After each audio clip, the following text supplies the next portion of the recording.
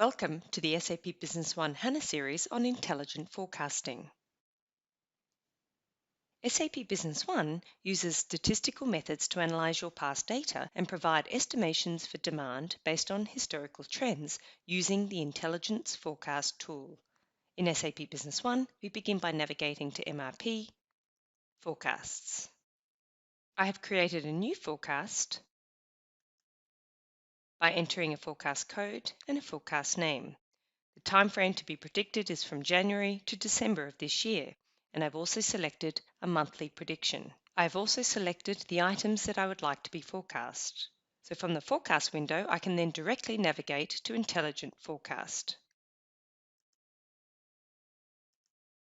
I would like to base the forecast on the 3 laptop case products. To do this, I need to select the products in our forecast.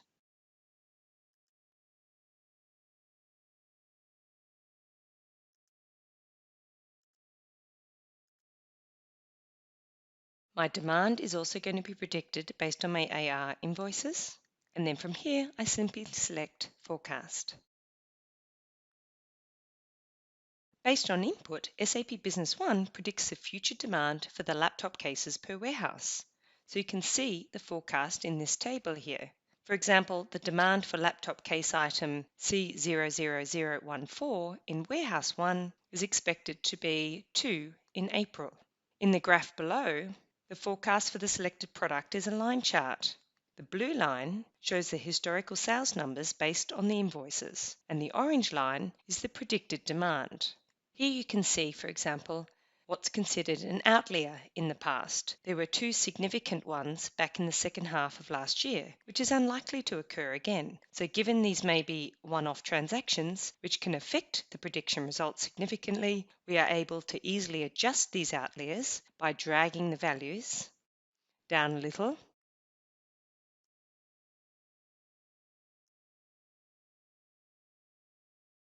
And what you can see immediately is the change in the prediction result. The peaks in the orange lines have also disappeared and adjusted accordingly. You can also adjust the number of time buckets you want to use to perform the forecast. So currently in SAP Business One, it uses up to the previous 100 months for prediction. You can now change this value to, for example, 24, and by choosing Forecast again, the system will only factor the invoice figures of the past 24 months in its prediction. To estimate how reliable this prediction is, you can use hindcast. For example, SAP Business One predicts demand from a starting date in the past, such as the second half of last year.